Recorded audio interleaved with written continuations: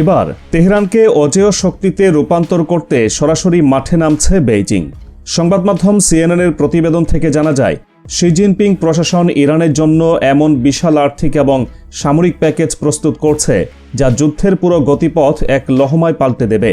Washington এতদিন যে রণাঙ্গনকে নিজেদের নিয়ন্ত্রণে ভেবেছিল, চীনের এই অপ্রত্যাশিত সামরিক হস্তক্ষেপে তা এখন মার্কিন বাহিনীর জন্য এক বিশাল মৃত্যুফাঁদে পরিণত হতে চলেছে।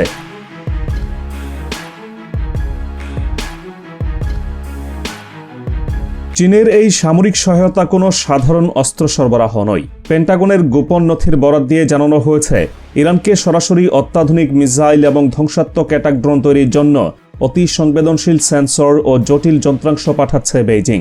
এই প্রযুক্তি এতটাই উন্নত যে মার্কিন আকাশ প্রতিরক্ষা ব্যবস্থা এর উপস্থিতি টেরও পাবে না। গত কয়েকদিনে মার্কিন সামরিক ঘাঁটিতে ইরানের ড্রোন হামলায় আমেরিকা 6 সেনা নিহতের ঘটনা পেন্টাগনের কর্তাদের রাতের ঘুম হারাম করে দিয়েছে। ওয়াশিংটন এখন বুঝতে পারছে, ইরানের হাতে থাকা এই প্রাণঘাতী ড্রোনগুলোর মূল কারিগর বেইজিং। সরাসরি যুদ্ধের ফ্রন্ট লাইনে নিজেদের সেনা না পাঠিয়েও চীন নেপথ্যে থেকে ইরানকে এমনভাবে শক্তিশালী করছে যা আমেরিকার সামরিক অহংকারকে প্রতিনিয়ত মাটিতে মিশিয়ে দিচ্ছে।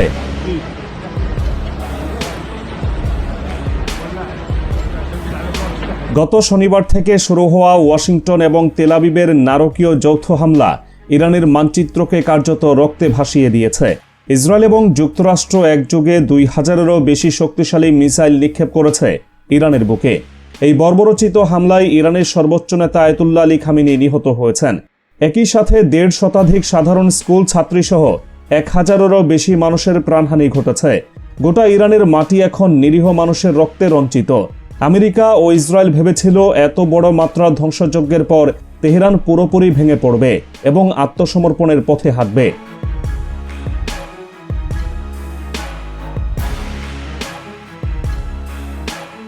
কিন্তু বাস্তব চিত্র সম্পূর্ণ ভিন্ন এবং ওয়াশিংটনের জন্য চরম হতাশাজনক।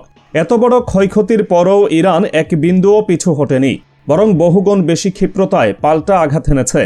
তেহরান তাদের সামরিক ভান্ডার থেকে হাজার হাজার অ্যাটাক ড্রোন এবং শত শত ব্যালিস্টিক মিসাইল ছুড়েছে মার্কিন ঘাঁটি ও ইসরায়েলের মূল ভূখণ্ড লক্ষ্য করে।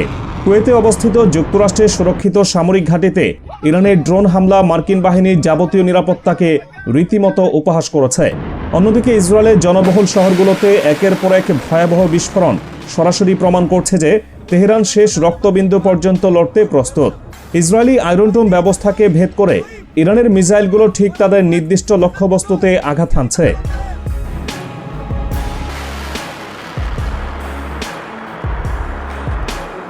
ইরানের এই নিখুঁত নিশানার পেছনে এবার যুক্ত হয়েছে আরেক পরাশক্তি রাশিয়া। মার্কিন গোয়েন্দা সংস্থাগুলো নিশ্চিত হয়েছে, মস্কো তাদের অত্যাধুনিক সামরিক স্যাটেলাইট থেকে পাওয়া অত্যন্ত গোপন ও স্পর্শকাতর ডেটা সরাসরি তেহরানের কাছে হস্তান্তর করছে। রাশিয়ার দেওয়া এই নিখুঁত টার্গেট ডেটা ব্যবহার করেই ইরান মার্কিন ঘাঁটি এবং ইসরায়েলি বাহিনীর সঠিক অবস্থান চিহ্নিত করছে। মহাকাশ থেকে পাওয়া রাশিয়ার এই তথ্যের উপর ভিত্তি করে ইরানের ছোড়া মিসাইলগুলো এখন আগের চেয়ে বহুগুণ বেশি ধ্বংসাত্মক এবং নির্ভুল। আমেরিকার প্যাট্রিয়ট মিসাইল সিস্টেমও এই যৌথ প্রযুক্তির কাছে পুরোপুরি অসহায় হয়ে পড়েছে।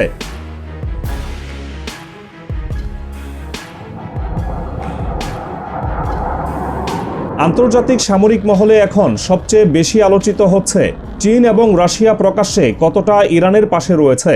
আয়াতুল্লাহ আলী খামেনির মৃত্যুর পর বেইজিং ও মস্কো কঠোর ভাষায় শোকবার্তা পাঠিয়েছে এবং ওয়াশিংটনের আগ্রাসনে তীব্র নিন্দা জানিয়েছে। তবে হিব্রু ইউনিভার্সিটির গবেষক ডক্টর সাইমন ফোচসের একটি পর্যবেক্ষণ এখানে অত্যন্ত প্রাসঙ্গিক।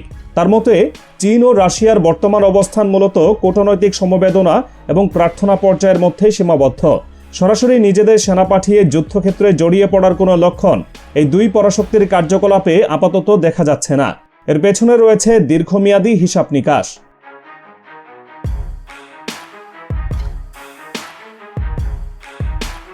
বেইজিংয়ের এই ধীরে চলো নীতির পেছনে সুনির্দিষ্ট ভূরাজনৈতিক সমীকরণ রয়েছে।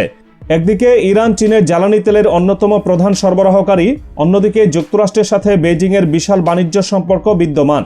সরাসরি সামরিক সংঘাতে জড়ালে চীনের নিজস্ব জ্বালানি নিরাপত্তা এবং অর্থনৈতিক স্থিতিশীলতা বড় ধরনের হুমকির মুখে পড়তে পারে। তাই বেইজিং প্রকাশ্যে কঠোর ভাষা ব্যবহার করলেও নেপথ্যে থেকে প্রযুক্তি ও যন্ত্রাংশ সরবরাহের মাধ্যমেই ওয়াশিংটনকে মোকাবেলা করার পথ বেছে নিয়েছে। সরাসরি যুদ্ধে জড়ানোর ঝুঁকি এড়িয়ে তারা তেহরানকে শক্তিশালী করার কাজটি নীরবে চালিয়ে যাচ্ছে।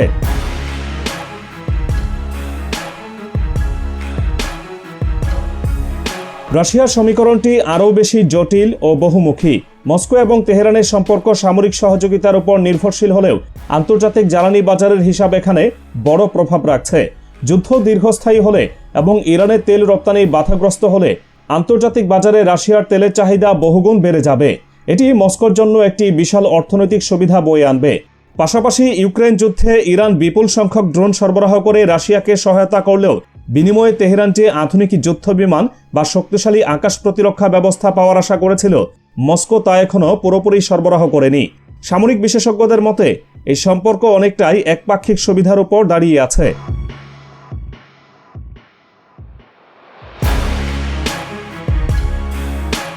এই অঞ্চলের অন্যান্য শক্তিগুলোর সাথেও রাশিয়ার গভীর স্বার্থ জড়িত। সৌদি আরব সহ উপসাগরীয় একাধিক দেশের সাথে মস্কোর গুরুত্বপূর্ণ অর্থনৈতিক ও সামরিক সম্পর্ক রয়েছে। সরাসরি ইরানের পক্ষে যুদ্ধ ঘোষণা করলে সেই দেশগুলোর সাথে রাশিয়ার সম্পর্ক নষ্ট হওয়ার তীব্র ঝুঁকি তৈরি হবে। তাছাড়া দীর্ঘদিন ধরে পশ্চিমা নিষেধাজ্ঞা এড়িয়ে আন্তর্জাতিক বাণিজ্য চালিয়ে যাওয়ার জন্য ইরান যে বিশাল গোপন নেটওয়ার্ক তৈরি করেছিল, রাশিয়া এখন নিজেদের বাণিজ্য সচল রাখতে সেই একই পথ ব্যবহার করছে। ইরানের বর্তমান রাজনৈতিক বা অর্থনৈতিক কাঠামো ভেঙে পড়লে মস্কো সেই চোরাপথ বন্ধ হয়ে যাওয়ার প্রবল আশঙ্কা রয়েছে পুতিন প্রশাসনের।